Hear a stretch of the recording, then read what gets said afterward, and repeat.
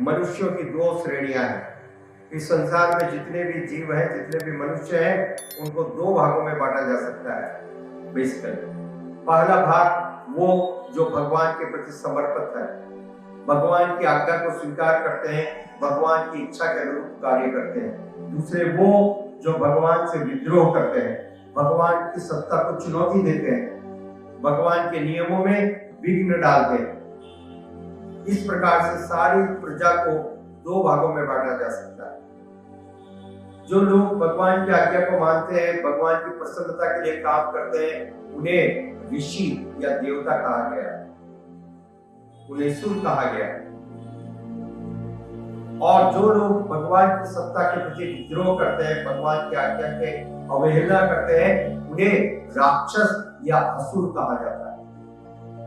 ऐसा नहीं है कि असुर को बड़े बड़े सिंह होते हैं, ये धारणा गलत है। ठीक है, वास्तविक रूप से यह एक मानसिक स्थिति है। To challenge the lord, to disobey his instructions, ये असुर स्वभाव है।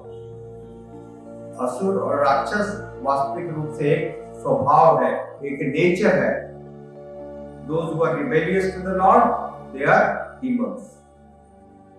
और जो भगवान की आज्ञा को स्वीकार करते हैं, वे देवता हैं। और जो इस प्रकार से भगवान की आज्ञा के प्रति अवज्ञा करते हैं, उत्पात करते हैं और साधारण लोगों के जीवन में भी नाना प्रकार के दुख देते हैं, तो ऐसे लोगों को सही करने के लिए, ऐसे लोगों को सुधारने के लिए समय समय पर भगवान स्वयं अवतीर्ण भी होते हैं, या अपने विश्वस्त सूत्रों को, अपने विश्वस्त सेवकों को भी भेजते हैं। हम ऐसा वर्णन देखते हैं, अनेक बार ब्रह्मा जी सारे देवताओं के साथ मिलकर के श्वेत द्वीप पर जाते हैं और वहां पर विष्णु से प्रार्थना करते हैं कि आप अवतीर्ण होकर के इस धरती के बोझ को कम करें। बोझ लोगों के द्वारा नहीं होता है, ये मिथ्या धारणा को छोड़ दीजिए कि बोझ लोगों के द्वारा होता है। बोझ पाप के कारण होता है। तो जब पापी लोग बढ़ते हैं तो पाप बढ़ता है, और जब पाप बढ़ता है तो धरती को यह वजन सहन नहीं होता। धरती माता सबका वजन स्वीकार कर सकती है। ये एक हिमालय है, कई हिमालय हो जाए, पहले मंदार पर्वत था, हिमालय से कई गुना बड़ा, तो इसके वजन से धरती माता को कोई असुविधा नहीं है। धरती माता is capable of tolerating anyone and everyone. परंतु एक पापी के पापों को बर्दाश्त कर पाना धरती माता के लिए असह्य हो जाता है। This is the issue. So mother earth सफोकेट्स।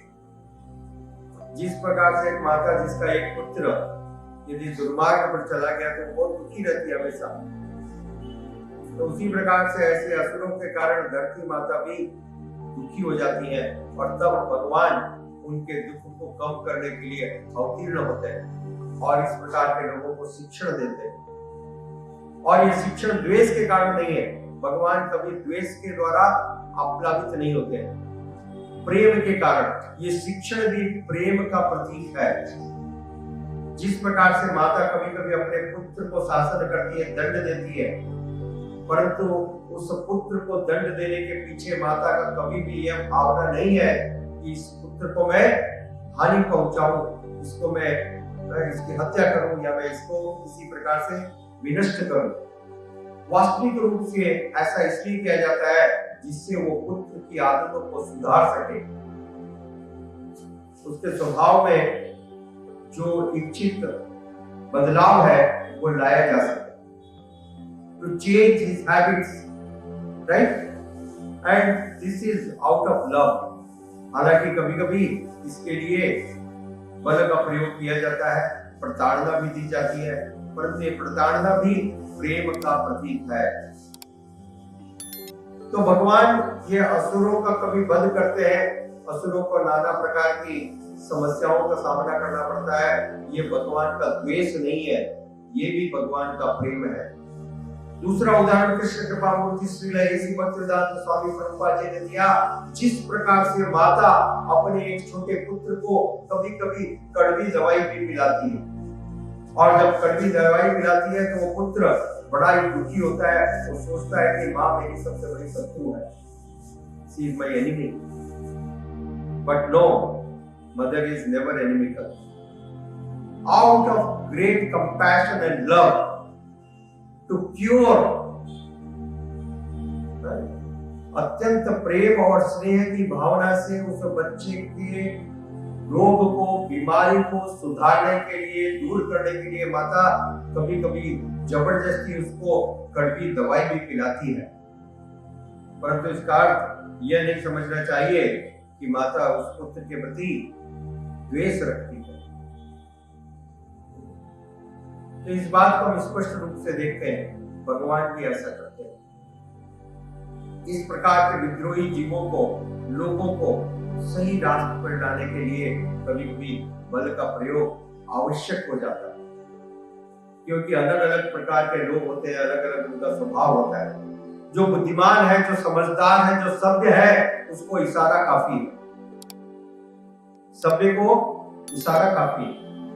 और जो एकदम दुष्ट है उनको आप कितनी बार भी बोलो, क्या वो सुनेंगे? आप उनको प्रणाम करो, आप उनसे निवेदन करो, क्या वो स्वीकार करेंगे? नहीं। तो इस प्रकार के लोगों के लिए इसलिए शास्त्र में कहा गया है, जैसा देव वैसी पूजा। क्या बताया गया है? जैसा देव वैसी। हाँ, तो ये इसी प्रकार के लोग हैं, उसी भाषा को समझते हैं, उसी भाषा को मानते हैं, तो उनको उनकी भाषा में समझाना आवश्यक हो जाता है। तो किसी भी परिस्थिति में भगवान किसी से द्वेष नहीं करते, ईर्ष्या नहीं करते। ईर्ष्या और द्वेष तो भगवान के स्वभाव में कदापि नहीं है। भगवान एकमात्र प्रेम के प्रतीक है, पूरी तरह से प्रेम से आप्लावित है। ठीक है, just love and love alone. सौम्य रूप है भगवान का। परंतु जिस प्रकार से वो जो बालक है दवा लेने के लिए तैयार नहीं है, उसको अपनी माँ सबसे बड़ी शत्रु लगती है। जब वो उसको पकड़ करके नीचे पटक करके नाक बंद करके दवा पिलाती है कड़वी, तो उस बालक को लगता है कि सब कोई तो मेरे मित्र है, पड़ोस के अंकल इतने अच्छे हैं, जब पूछो तब चॉकलेट ला के दे देते हैं, और ये माँ कितनी बड़ी शत्रु है, ये माँ कितनी बड़ी शत्रु है जो मेरे को पटक करके इतनी कड़वी दवा पिला रही है। क्या आपको दुनिया में दूसरा व्यक्ति नहीं मिला? मेरे को ही क्यों? तो ये वास्तविक रूप से उसके अज्ञान के कारण है, for his ignorance, he does not know। उसको मालूम नहीं है, परंतु माता को मालूम, और उसको परिणाम मालूम है, दूरगामी परिणाम, कि ये इस गलत आदत के कारण आपका भविष्य क्या होगा। जो कम बुद्धि के लोग हैं सिर्फ वर्तमान को देखते हैं, नाउ आई एम हैप्पी, अभी अच्छा है, परंतु अभी अच्छा है, भविष्य क्या होने वाला है सोचो। उसको नकारना ये बुद्धिमानी नहीं है, नहीं? तो भगवान इस प्रकार से प्रेम करते हैं, माता के समान प्रेम करते हैं। तो उनका कभी कभी शिक्षण देना यह द्वेष के द्वारा प्रेरित नहीं है। भगवान आनंद की, प्रेम की सौम्य मूर्ति है। He is always most loving, kind, compassionate to every living entity। इसलिए भगवत गीता में भगवान कहते हैं, सुहृदम सर्वभूतानां ज्ञात्वा मां शांति विंशति। सुहृदम, वेल विशर। सुहृदम मतलब वेल विशर। मैं प्रत्येक प्राणी मात्र का शुभ चिंतक हूं, प्रत्येक प्राणी मात्र का। वो भगवान रावण के भी शुभ चिंतक थे, कंस की भी हत्या करते समय उसके शुभ चिंतक थे, हिरण्यकश्यप के हृदय को विदीर्ण करते हुए नरसिंह भगवान उसके शुभ चिंतक थे। हालांकि समझने में आपको कभी कभी यह बहुत ही अटपटा लग सकता है, ऐसा कैसे, परंतु ये सही है। भगवान सुहृदम सर्वभूतानां ज्ञात्वा मां शांति पृच्छति। और जो असुर है वो भगवान को काल के रूप में देखते हैं। वो भगवान को सौम्य मूर्ति का दर्शन नहीं करते क्योंकि वो भगवान में विश्वास नहीं करते, परंतु भगवान सबके प्रति समान रूप से दयालु है और इसलिए सभी को अपने साक्षात्कार का अवसर देते हैं, मौका देते हैं। भगवान सभी को अपॉइंटमेंट देते हैं। तुमको इच्छा है या नहीं, मैं तो तुमसे मिलूंगा, तुम मिलना चाहो या न मिलना चाहो। आप कह सकते हो मैं भगवान से मिलना नहीं चाहती, I don't want to see him, right? आपको यह स्वतंत्रता है, आप कह सकती हो I don't want to see. But Krishna is so loving, he says no, I want to see, I love you so much, you are so dear to me. तो यहां अंतर है। जो भक्त है वो भगवान के सौम्य रूप का दर्शन करके गदगद होते हैं, इस प्रकार से भगवान का दर्शन करते हैं, इस प्रकार भगवान से मिलते हैं। और जो अभक्त है, जो भगवान की सत्ता को चुनौती देते हैं, भगवान उनको भी साक्षात्कार करते हैं, उनको भी दर्शन देते हैं, किंतु मृत्यु के रूप में। उनको वो दर्शन देते हैं मृत्यु के रूप में। कालोस्मि, हे अर्जुन, काल मैं हूं। तो मैं प्रत्येक जीवात्मा के प्रति समान रूप से दयालु हूं। और मृत्यु के रूप में भगवान जब दर्शन देते हैं, वो भी उनकी दया और करुणा का प्रतीक है। ये भगवान की विशेष कृपा। तो इसका चुनाव जीवात्मा के ऊपर है, भगवान के ऊपर नहीं। आप अपने स्वभाव को बदल लोगे तो उसका परिणाम भी बदल जाएगा, राइट? आप दिशा बदलोगे तो दशा बदल जाएगी, दिशा बदलने से दशा बदल जाएगी। लोग दशा बदलने के लिए इतना परिश्रम करते हैं, नाना प्रकार के ज्योतिष के पास जाते हैं, किसकी दशा चल रही है बताओ, कैसे इसको शुद्ध करूं, कैसे इसको ठीक करूं, कोई एक उपाय बता दो। तो वास्तविक रूप से ये सारे उपाय की कोई आवश्यकता नहीं है। दिशा बदलने से दशा बदल जाएगी, दिशा बदलने से दशा बदल जाएगी। भगवान की विपरीत दिशा में आप चल रहे हैं, कृष्ण बहिर्मुख, कृष्ण से विपरीत दिशा में चल रहे हैं, तो एक परिणाम मिलेगा। और जब कृष्ण के उन्मुख, कृष्ण के प्रति मुख करके वहां पर उस दिशा में चलने लगेंगे तो दूसरा परिणाम मिलेगा। ये बात स्पष्ट है कि नहीं? If you walk towards the supreme Lord, तो आपका और भगवान के मध्य में जो दूरी है हर क्षण कम होने लगेगी। यस और नो? ये साफ स्पष्ट है, राइट? यदि आप भगवान के उन्मुख, भगवान के प्रति, भगवान की तरफ मुंह करके चल रहे हो तो दूरी कम होने लगेगी। और यदि भगवान से विमुख, भगवान से आपने मुंह मोड़ लिया और फिर आप चल रहे हो तो हर क्षण ये दूरी बढ़ती जाएगी। ये स्वाभाविक क्या नहीं है?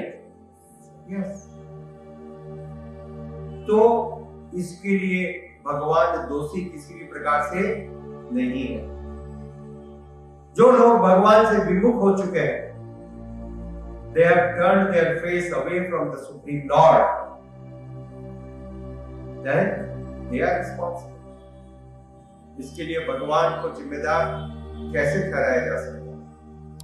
He is not responsible, right? On the contrary, he is always loving and he is equal equally disposed to everyone.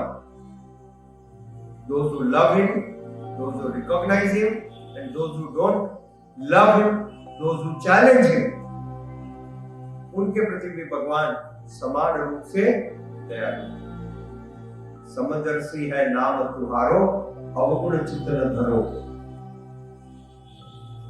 तो भगवान इतने समान रूप से सभी के प्रति दयालु है।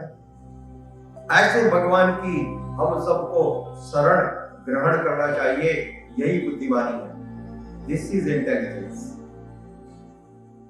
और ये शरण लेना इतना सरल है। कृष्ण कृपा मूर्ति श्रील ऐसी भक्तिवेदांत स्वामी प्रभुपाद जी ने बताया, भगवान के दिव्य नामों का जप करें। हरे कृष्णा कृष्णा कृष्णा हरे हरे, हरे राम राम राम हरे हरे। और भगवान के भक्तों का संग करें। By associating with the devotees, by chanting the holy name, we can take shelter of the Supreme Lord, and then we can make our life meaningful and perfect. Thank you, Hare Krishna, Srila Prabhupada ki jai. Gaur Premanande.